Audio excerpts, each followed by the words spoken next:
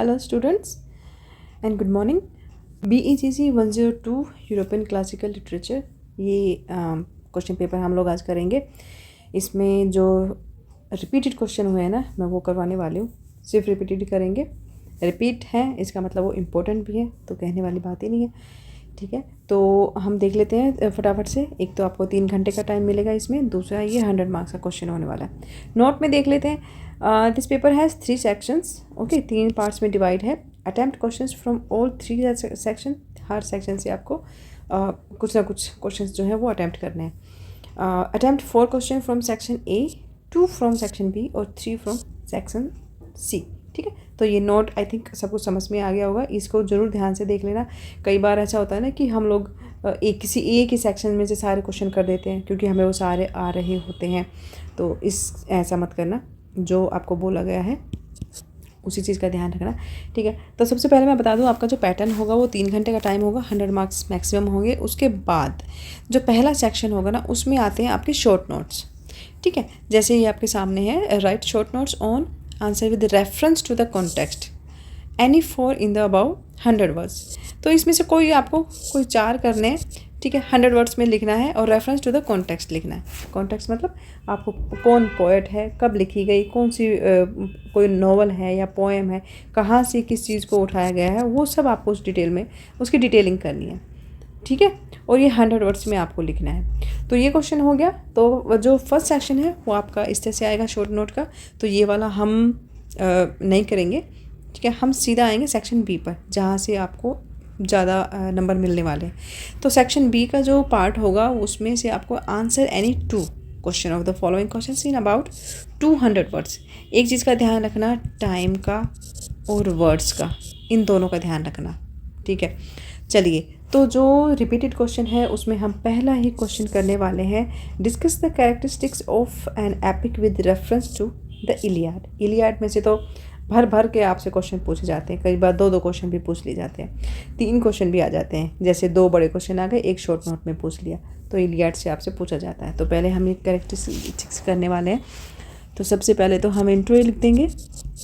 Introduction में लिखेंगे कि इलियाड जो है that exemplifies epic characteristics through its focus on wrath. ठीक है, focus on wrath as a hero Achilles. ठीक है, ड्यूरिंग द ट्रोजन वॉर इस चीज़ पर फोकस किया गया था। And it's a story of national significance told in legendary or elevated style. And in the beginning it medias res or involving gods and supernatural beings, and also featuring grand scenes of battle and employing conventions like epithets or epic similes। ठीक है, जैसे Homeric similes की हम बात कर लेते हैं। To convey the magnitude of events, तो all while exploring themes of honor, fate and heroism crucial to Greek culture। Okay, इतना सा हम इंट्रोडक्शन में दे देंगे। अब हम बात करने वाले हैं जो इस पर हमारे पूरा क्वेश्चन बना हुआ है, कैरेक्टरिस्टिक्स बतानी है इसकी, तो वो देख लेते हैं।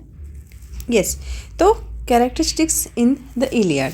तो इसी में हम जो कैरेक्टरिस्टिक्स बताने हैं उसमें हमारा फर्स्ट पॉइंट है हीरोइक फिगर। तो centres on Achilles, a warrior of superhuman skills and national importance whose rage drives the narrative। ठीक है, तो हीरोइक फिगर बता देना। सेकंड हमारा lengthy narrative. Lengthy narrative means long poem. ठीक है, long poem with around 15,000 lines and in 24 books। Okay, detailing a specific crucial period of the Trojan War। Then elevated language की हम बात कर लेते हैं। एलिवेटेड लैंग्वेज में आप लिखेंगे कि फॉर्मल और majestic diction with poetic devices like metaphors और मेटोनिमी। ठीक है, and stock phrases are used to emphasize the grandeur. Elevated language हो गया. फिर हमारा है सुपर नेचुरल एलिमेंट्स की बात करेंगे. गोड्स, इसमें जो गोड्स हैं लाइक जीसस, ज्यूज, ठीक है, ज्यूज हो गया, एथीना हो गया, Athena, Apollo. They actively intervene in the human affairs and influencing battles and fates. Supernatural elements की बात हो गई. Then national and cultural significance. National or cultural significance. Focus on the Trojan War, a fundamental myth for ancient Greece, exploring themes vital to Greek identity. In medias res, it starts in the middle of the action, the 10th year of the war.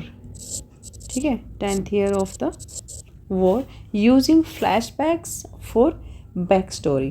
In the medias res में आप लिख देंगे. Then invocation to the muse, that begins with a plea of the muse for divine inspiration to tell this story. Then epic similes की बात कर लेते हैं. Epic similes क्या होता है, पहले तो ये आपको पता होना चाहिए और इस पर शॉर्ट नोट भी आ जाता है कई बार. तो सिमिली होते हैं कि a simile when you compare two things using the word like और एज. ठीक है, तो इनको बोलते हैं सिमिलीज. ये वो वाला स्माइल बन गया गलती से.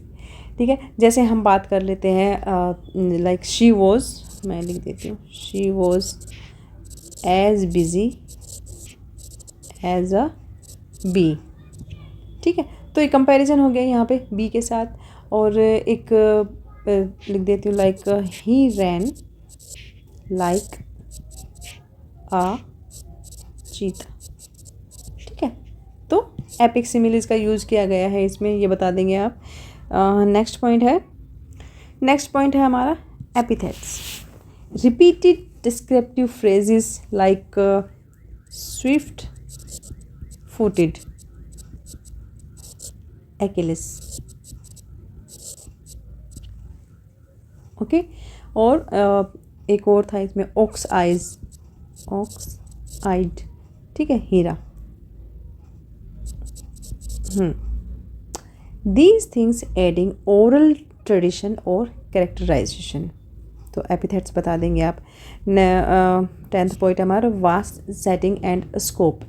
Events, whatever the events affect the fate of armies, cities, and even the cosmos involving divine realm. ठीक है, ये लिख देंगे हम. 11th है deed of the great valor. It showcases heroic combat like Achilles versus Hector.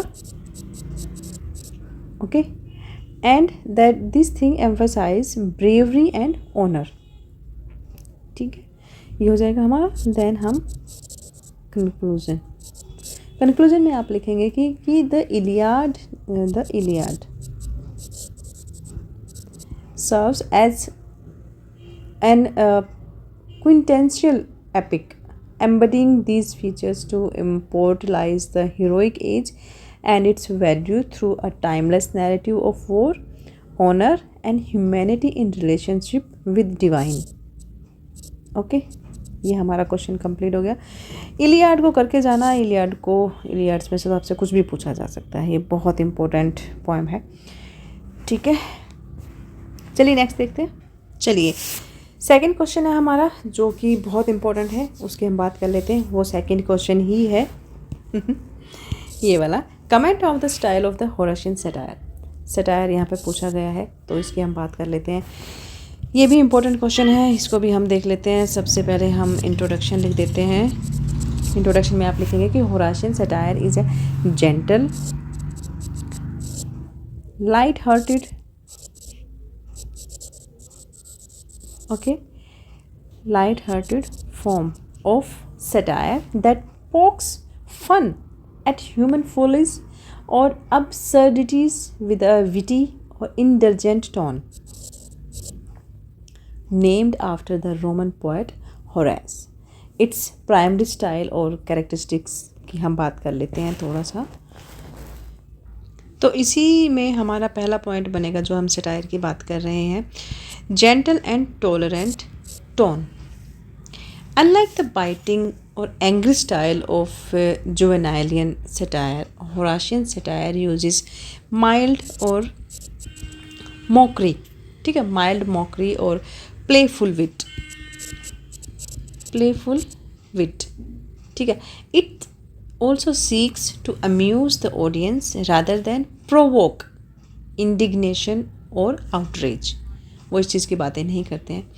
Second है emphasize on common follies. This style focus on universal human weaknesses such as vanity, hypocrisy, ठीक है, and greed, लालच, rather than specific individual or systematic social evils. Or it aims to hold a mirror. Its aim is to hold a mirror up to society so people can recognize or laugh at their own shortcomings. Third point लिखेंगे हम, goal of moral reflection. ये हमारा third point बनेगा। इसमें आप बताएंगे कि the intent is to encourage self improvement, ठीक है, एंड हील विद स्माइल्स। ये चीज़ हो गई, गोल हो गए। It is less concern with radical social changes and more focused on providing useful insight through entertainment.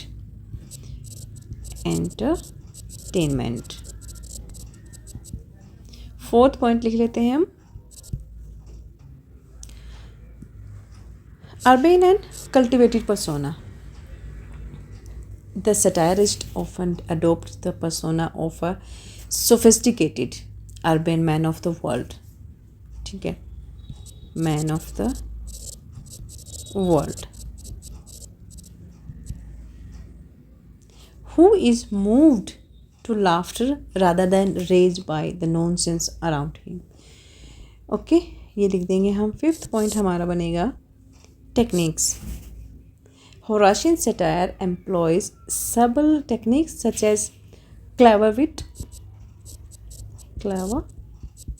irony, ठीक है, exaggeration और self deprecating humor to make its point. Or this thing also avoid the harsh, abrasive और scornful condemnation found in the juvenile style. तो technique की बात कर देंगे आप। 6 पॉइंट में लिखेंगे हम सब्जेक्ट मैटर। सब्जेक्ट मैटर में आप लिखेंगे कि it often targets universal human behaviour और पैराडॉक्सिस सच एज वैनिटी, ग्रीड और hypocrisy, rather than attacking specific public officials or corrupt institution in a personal or political manner. इसके बाद हम कंक्लूजन लिख देंगे। कंक्लूजन में आप लिखेंगे कि this classic examples of Horatian satire in literature includes Alexander Pope's poem The Rape of the Lock and Oscar Wilde's play The Importance of Being Honest. Both these things of use a light touch to critique social conventions and trivial preoccupations. That's it. Yes, next question जो मैं करवाने वाली हूँ वो भी बहुत important है और ये हम इसको छोड़ नहीं सकते हैं। फोर्थ क्वेश्चन है हमारा, comment on the ending of the port of gold. Port of gold से भी आपसे 2 क्वेश्चन तो अक्सर पूछ ही लिए जाते हैं, ठीक है, तो हम ये वाला करेंगे। वीडियोज़ अगर अच्छी लगती हैं तो शेयर कर दिया करो दोस्तों को, ठीक है, और हाइप ज़रूर कर देना वीडियो को। हाइप करने से क्या होता है ना कि वीडियो जो है वो अब और भी बच्चों तक पहुंचती है। ठीक है, तो हम करेंगे fourth question, comment on the ending of the pot of gold. हमें इसकी एंडिंग बतानी है यहाँ पर। चलिए, इंपॉर्टेंट क्वेश्चन है, इसको हम करेंगे। सो इंट्रोडक्शन में लिखेंगे the ending of Plautus play the pot of gold, ठीक है, is a largely later reconstruction as the final part of the original manuscript is lost, but however, ये तो थोड़ा सा वैसे बता दिया मैंने, but it is based on ancient summaries और fragments. The conclusion offers clear moral lesson. Contentment and peace of mind are more valuable than wealth hoarded for its own sake. ये इसका moral lesson था इस के बारे में, ठीक है। सो इस प्ले के बारे में बात कर लेते हैं थोड़ा सा। हम एंडिंग की बात करने वाले, तो कुछ पॉइंट्स में लिखूँगी एंडिंग के बारे में, कुछ क्रिटिकल एंडिंग कमेंट्स जो भी हैं इस अबाउट दिस एंडिंग वो भी मैं यहाँ पर लिख दूँगी। सो तो जो हमारा आंसर है वो थोड़ा सा और इम्पोर्टेंट बन जाएगा। तो पहला हम हेडिंग बनाएंगे समरी ऑफ द एंडिंग। इसी का फर्स्ट पार्ट बनेगा the gold is returned. Lyconides slave Strobils, who had stolen the pot of gold, is convinced by his master to return the treasure to Euclio, ठीक है। Second है the marriage के बारे में बात करते हैं। Lyconides confesses to his action with Phaedria or asks for her hand in marriage. Euclio, overjoyed to recover his parents' pot, and he readily agrees to the union, abandoning his previous plan to marry Phaedria to the older Megadorus, ठीक है। तो marriage के बारे में भी एक हम important point लिख देंगे इसको। Then Euclio's transformation. In a surprising turn of events that seals the play's moral, Euclio has a complete change of heart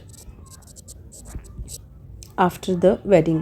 He realizes that the gold brought him nothing but anxiety, ठीक है, और paranoia,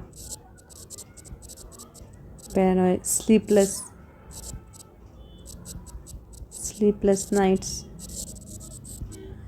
He gives the entire pot of gold to the newly married couple as a wedding gift, ठीक है। तो ये उसका transformation बता देंगे आप। फोर्थ पॉइंट लिखेंगे हम। नेक्स्ट हेडिंग हमारी होगी मोरल एंड थेमेटिक कमेंट्री के बारे में।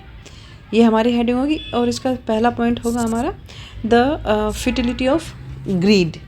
This play concludes that contentment and a peace of mind are worth more than a dozen pot of gold. इसमें जो यूक्लियो है he only finds क्या peace, that like now at last I'm going to sleep once he is rid of the burden of the treasure. तो fertility of greed के बारे में बात कर लेंगे थोड़ा हम बताएंगे। सोशल हार्मनी के बारे में लिख देना कि the ending restores social order by turning segment wealth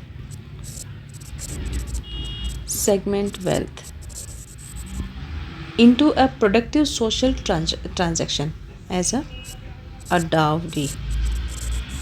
Okay. Satire on avarice. By making the miser the instrument of his own daughter's dowry, something he vehemently refused earlier. And Plautus जो है he emphasized that obsession with material wealth is a form of self-imposed slavery. Okay, ये लिख देंगे हम। इसके बाद conclusion लिख देना, आपका क्वेश्चन जो है कंप्लीट हो जाएगा, जिसमें आप ये बता सकते हैं कि the ending provides a classic comedic conclusion where love and family trump over greed and materialism, living the audience with a valuable timeless moral lesson, ठीक है। ऐसे ही आप 5-6 लाइनें लिख देना, कंक्लूजन में आपका ये कंप्लीट हो जाएगा। नेक्स्ट क्वेश्चन देखते हैं। Now we are in section C, जिसमें से आपको 20 नंबर के क्वेश्चन करने हैं। 500 वर्ड्स में। तो ये तो बहुत ही अच्छे खासे आप नंबर ले सकते हो अगर आप थोड़ा सा ध्यान से करोगे, टाइम को देखते हुए और वर्ड लिमिट को ध्यान में देखते हुए। तो देखो, सबसे पहले तो मैं तुम्हें बता दूं, सी सेक्शन में ही आपको सबसे पहले आपको ये वाला क्वेश्चन मिल गया है यूक्लियो का। ठीक है, यहाँ से क्वेश्चन आ गया है। दूसरा क्वेश्चन इलियाड से आया हुआ है यहाँ पर। ठीक है, और 30 बाकी जो भी क्वेश्चंस हैं मैं वो यहाँ पर करती जाऊँगी। ठीक है, एक्लिक्स पे भी पूछ लिया गया है और या पोर्ट ऑफ गोल्ड पे फिर से एक क्वेश्चन आ गया है। तो ये कुछ जो चैप्टर मैं करवाने वाली हूँ, पोर्ट ऑफ गोल्ड हो गया, इलियाड हो गया, ये आप प्लीज़ बहुत अच्छे से करके जाना, अच्छे खासे नंबर आपको मिल जाएंगे। ठीक है, बट इनमें से भी मैं तुम्हारा थोड़ा सा काम कम करवा देती हूँ कि इसमें से भी मैं बहुत ज़्यादा इंपॉर्टेंट जो होने वाले मैं वो क्वेश्चन उठा रही हूँ। कोशिश करूँगी कि मैं ये सी सेक्शन पूरा करवा दूँ, आपको सारे क्वेश्चंस कवर कर दूँ, बट अगर वीडियो बहुत ज़्यादा लंबी हो जाती है तो मैं उसमें से 1-2 क्वेश्चन थोड़ा सा माइनस कर दूँगी, but I try to cover over the questions because I think सारे ही क्वेश्चन इतने इंपॉर्टेंट हैं कि मेरा मन नहीं कर रहा है कि मैं कोई भी क्वेश्चन छोड़ूँ, but still I try my best. तो अभी हम जो एक और क्वेश्चन देखने वाले हैं वो हम पहला ही क्वेश्चन लेंगे यहाँ पर। Do you think Euclio is finally integrated into society, give reasons for your answer. तो यूक्लियो के बारे में बताना है, जैसे कि मैंने थोड़ा सा बताया किस लिए से वो चेंज हो गया था, about his thinking about money और गोल्ड। ठीक है, और किस तरह से ही transformed and he start feeling relax और पीसफुल। तो वही सब हमने इसमें बताना है। ठीक है, तो हम इंट्रोडक्शन लिख देंगे थोड़ा सा 5-6 लाइन का इंट्रोडक्शन। तो हम हर आंसर में आपने लिखना ही है। ठीक है, यस। तो इंट्रोडक्शन में हम लिखेंगे कि yes, Euclio is integrated into society by the place and in the Plautus the pot of gold. Pot of gold, ठीक है, the pot of gold, yes. But it's a pragmatic integration born from relief and restored fortune, not a true transformation. Like, he overcomes his misery paranoia by giving his gold to Leonidas or marrying his daughter Phaedria, finally allowing family love and community-wise marriage to triumph over his destructive जो उसका एक greedy nature जो था, showing society values connection over isolation. ठीक है, इतना सा हम इंट्रोडक्शन में लिख देंगे। अब हम लिखेंगे रीजंस। ठीक है, रीजंस फॉर हिज इंटीग्रेशन। तो इसमें फर्स्ट पॉइंट हम लिखेंगे, पहला पॉइंट हम लिखेंगे इसमें रेलिक मिसिंग गोल्ड के बारे में। His extreme obsession, he was obsessed with gold ना, as you know। तो इसमें आप बताएंगे कि his extreme obsession symbolized the gold was the main barrier to social connection, and by giving it away he removes his primary source of paranoia or isolation। ठीक है, किस तरह से वो गोल्ड को उन दोनों को दे देता है और फिर he start feeling relax। ठीक है, ये बता देंगे आप। देन सेकंड में facilitating marriage, he blessed the union of Phaedria or Leonidas, a fundamentally social or familiar act that he binds him to others।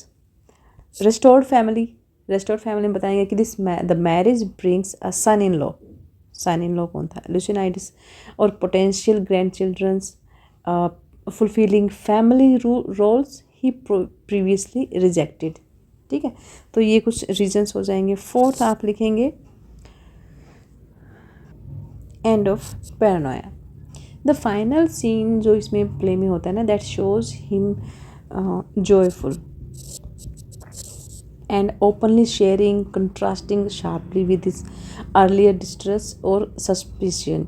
ठीक है, that indicating return to normal social interaction.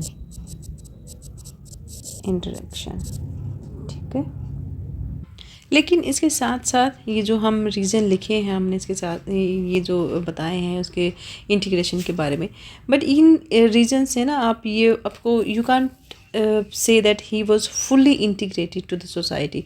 तो कुछ reason मैं वो लिखने वाली हूँ जो अगेंस्ट उसके इंटीग्रेशन के थे, मतलब he was start getting integrated, but कुछ रीज़न थे जो उसको फुली इंटीग्रेटेड होने से मतलब हम उसको नहीं मान सकते, we can't rely on that. तो मैं कुछ रीज़न वो भी लिख देती हूँ, तो अगर वो भी आप पढ़ लेना, ठीक है। रीजंस अगेंस्ट, सो मैंने हेडिंग बनाई है रीज़न अगेंस्ट फुल इंटीग्रेशन। इसमें पहला पॉइंट हम लिखेंगे, कुछ रीज़न थे जो उसको फुली इंटीग्रेटेड होने से हम नहीं मान सकते। तो पहला रीज़न है the lost ending uncertainty. Because of the original text is incomplete, some scholars argue his transformation might have been more nuanced and perhaps becoming thrifty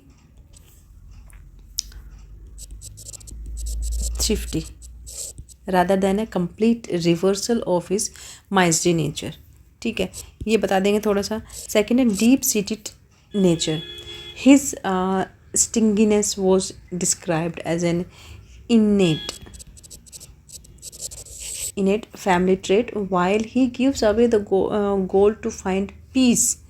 Some interpretations suggest he remains outside the socio-economic discourse of the wealthy, or choosing a quiet life rather than active social participation।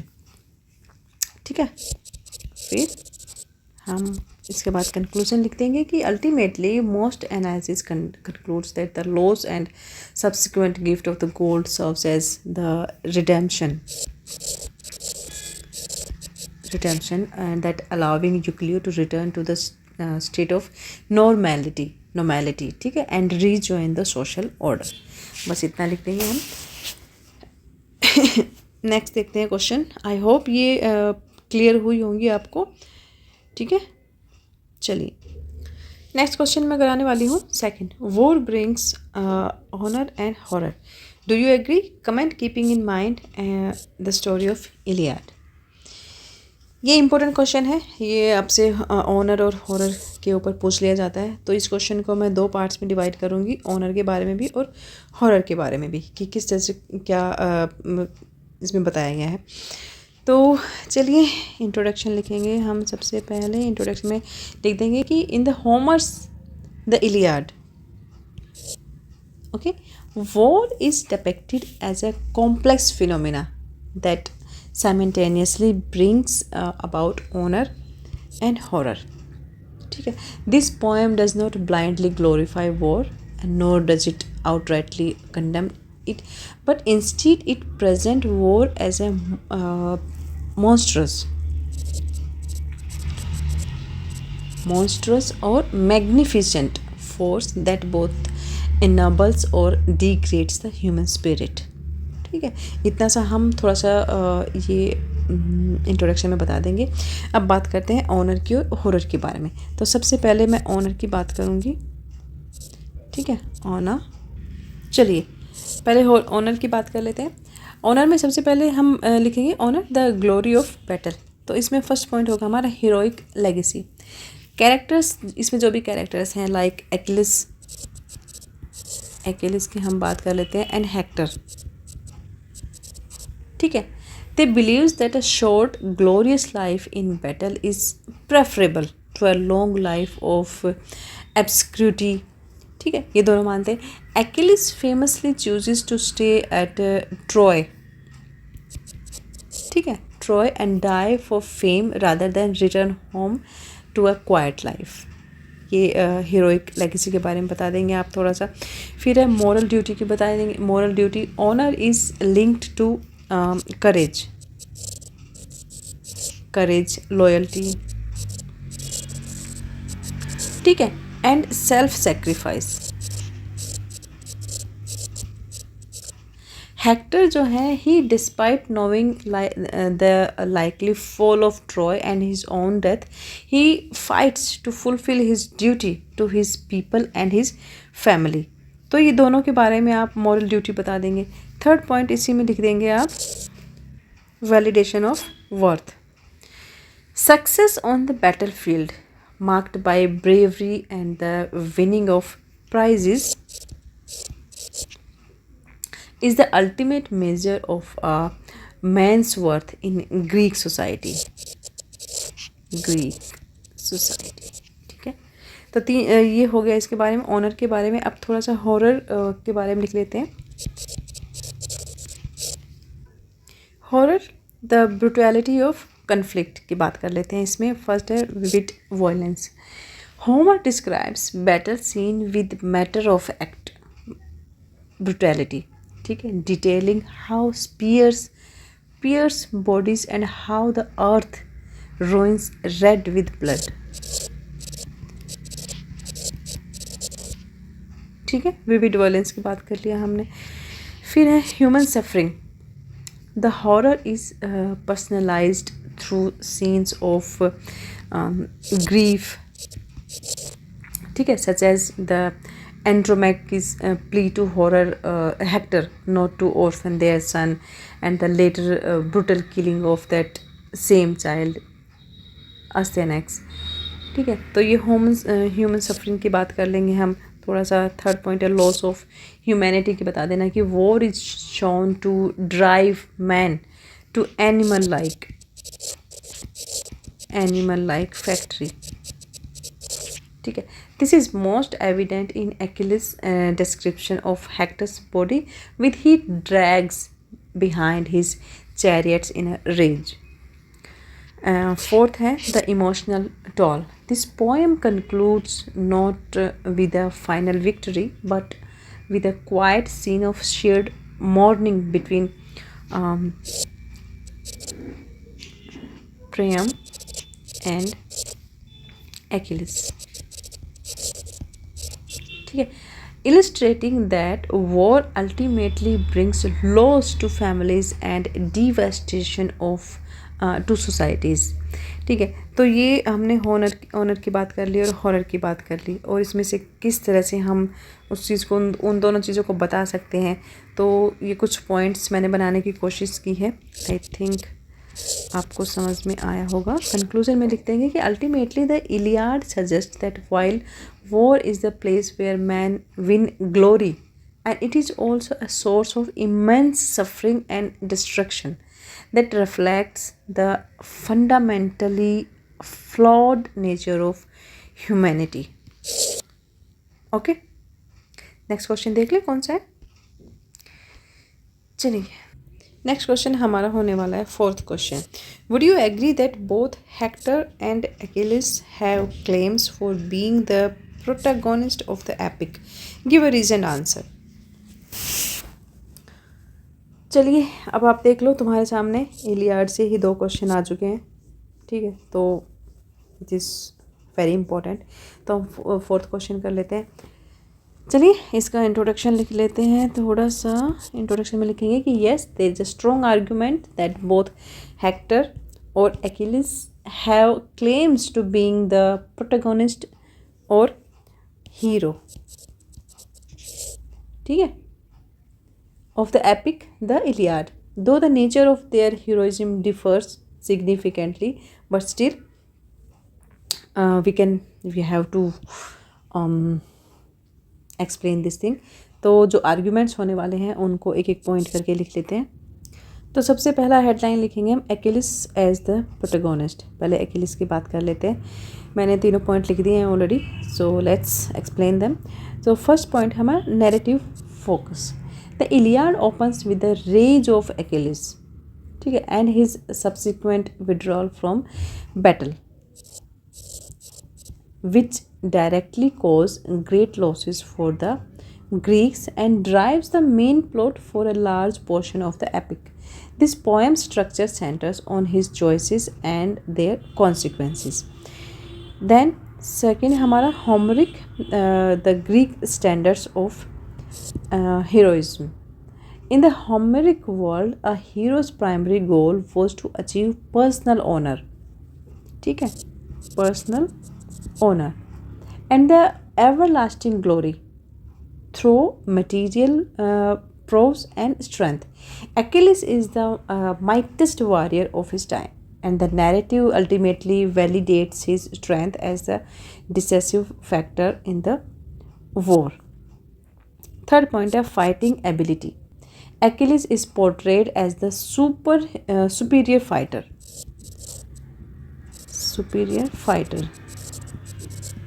ठीक है.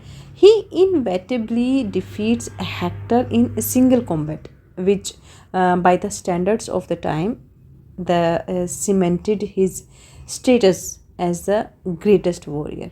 तो fighting ability में आप ही लिख देंगे. अब Hector के बारे में बात कर लेते हैं.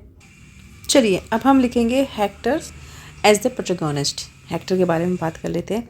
तो इसी में फर्स्ट पॉइंट बनेगा हेक्टर के बारे में, मोरल अल्ट्रिस्टिक हीरोइज्म. ठीक है. Many modern readers and even some ancient perspectives view Hector as the moral hero. उसको एज ए मॉरल हीरो के रूप में देखा गया है. He fights not for personal glory but to defends his city. ठीक है. Troy, his city Troy and his beloved family, his wife and his son. His motivations are selfless or humanistic, contrasting sharply with Achilles' self-centered wrath. Okay, इतना लिख देंगे आप उसकी morality के बारे में. फिर सेकंड है character and leadership. Hector is a responsible, respected, okay, and noble leader. He is a noble leader who controls his emotions for the greatest good of his people. He also shows character by his willingness to fight despite knowing the inevitability of his own death and the fall of Troy. Fall of Troy पे भी question आपसे पूछा जा सकता है. Okay, इसको भी ध्यान में रखना. तो अगर ये आ जाता है तो भी आप लोग लिख सकते हैं इस क्वेश्चन को. ह्यूमैनिटी के बारे में लिखेंगे कि Hector is a relatable character who experiences a range of human emotions including deep love, ठीक है, फियर और a sense of duty. His poignant farewell scene was his family in that provides a stark contrast to Achilles' isolation और brutality. Okay, तो ये तीनों के बारे में आप इस तरह से लिख देंगे. इसके बाद हम कंक्लूजन लिख देंगे. कंक्लूजन में आप बताएंगे कि ultimately whether you view one और the other as the true hero depends on your criteria. Achilles is the protagonist of the story's action, while Hector is often seen as the protagonist of its moral heart. Okay, तो इस तरह से आप दोनों का ये comparison बना देना. ठीक है, दोनों का. और आप ये कंपैरिजन बनाएंगे ना, उसी को ही आप थोड़ा सा से कंक्लूजन में लिख देना, तो आपका क्वेश्चन कंप्लीट हो जाएगा. नेक्स्ट क्वेश्चन हम करने वाले हैं 6th question. Does the pot of gold shed light on the position of woman in society. देख लो हम किसके बारे में बात करें. पॉट ऑफ गोल्ड से एक और क्वेश्चन आ गया. particularly with reference to the systems of dowry. Give instance and justifications to sustain your answers. ठीक है. चलिए इंट्रोडक्शन में आप बताएंगे कि यस, जो प्लूटोस प्ले है the pot of gold uses satire to shed significant light on the subordinate position of woman. ठीक है. In ancient Roman society, particularly regarding their treatment as economic commodities.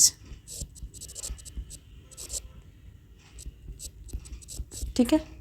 And the prevalent system of dowry. यहाँ पर dowry की भी बात हो रही है. तो ये हम थोड़ा सा इंट्रोडक्शन में बता देंगे कि आप कि येस द प्लेटोज जो the play pot of gold है that uses satire to shed significant light on the subordinate position of the women in ancient Roman society, particularly regarding their treatment as economic commodities and the prevalent system of dowry.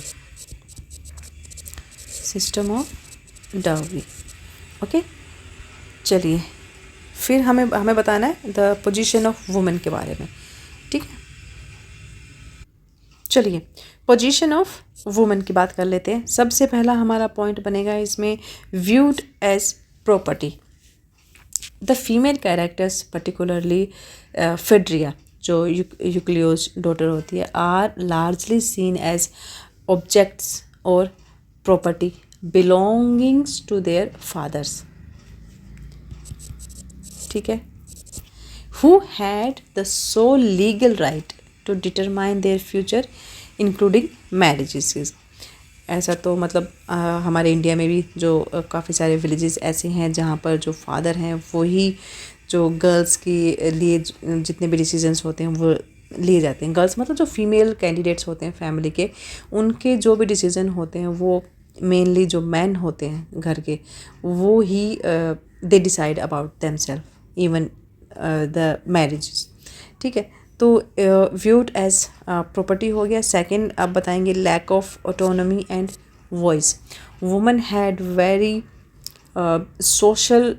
Little social standing and no say in important decisions such as whom they would marry, like what they like, what they want to read, whom they would marry. So Phaedria, she never appears on stage and is only heard screaming during childbirth, reinforcing her marginal or voiceless role in the society.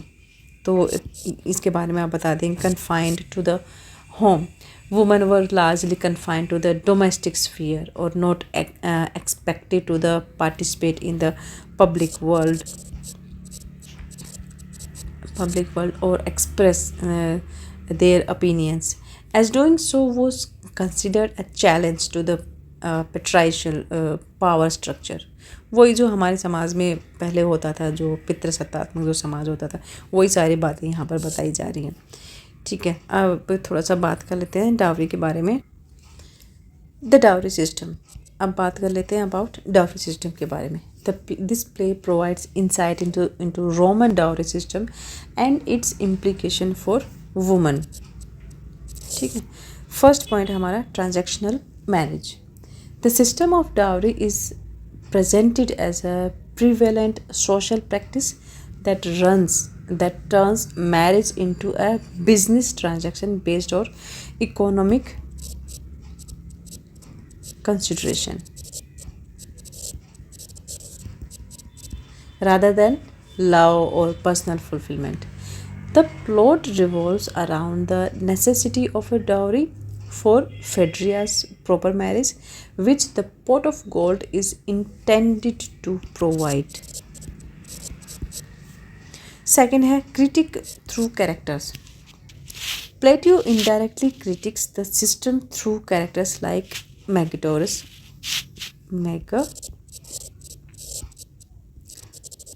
who was a wealthy man,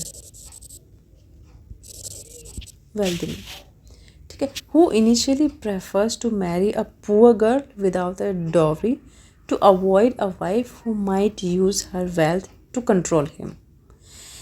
This reflects the real life anxieties of Roman men regarding laws that allowed women greater financial independence through their dowries. Third है integration through society. Ultimately होता क्या है कि the resolution of the place conflict requires the pot of gold to be used as a dowry, allowing Phaedria to be properly married to Leonidas. This significant that wealth जो है in the form of dowry was essential for a woman's social well-being and integration into society according to the norms of the time. Okay? फिर हम conclusion लिख देंगे। Conclusion में लिखेंगे कि तो सटायर और exaggeration, the pot of gold exposes the underlying patriarchal or materialistic foundations of the marriage or society in ancient Rome. Okay, where a woman's value or future were transiently linked to the wealth and brought with her. Okay, so जिस तरह से उसकी social condition बताना है आपको, position of women in society बतानी है, और डाउरी सिस्टम के बारे में। इन दोनों चीज़ों को कोरिलेट करते हुए आपको आंसर लिखना है, ठीक है। तो हमारा ये क्वेश्चन हो गया है यहाँ पर कंप्लीट, और इसके साथ साथ हमारी वीडियो भी कंप्लीट हो गई है। Thank you so much for watching. और अगर वीडियोज़ अच्छी लग रही हैं तो प्लीज़ सब्सक्राइब करना, शेयर करना और हाइप ज़रूर कर देना, और मुझे बताना नेक्स्ट किस टॉपिक पर आपको वीडियो चाहिए। तो ठीक है बच्चों, मिलते हैं नेक्स्ट वीडियो में। हाँ, एक और इम्पोर्टेंट क्वेश्चन है जो मैं चाहूँगी कि आप लोग खुद से ट्राई कर लेना। वो ये 5th क्वेश्चन बनता है, would you agree the emotion and meaning are blended together in tragedy, discuss with reference to the Oedipus Rex. इस पे भी ये भी क्वेश्चन इंपॉर्टेंट है, तो प्लीज़ ये आप अपने आप से कर लेना, ठीक है। चलिए मिलते हैं नेक्स्ट वीडियो में। Thank you and best of luck.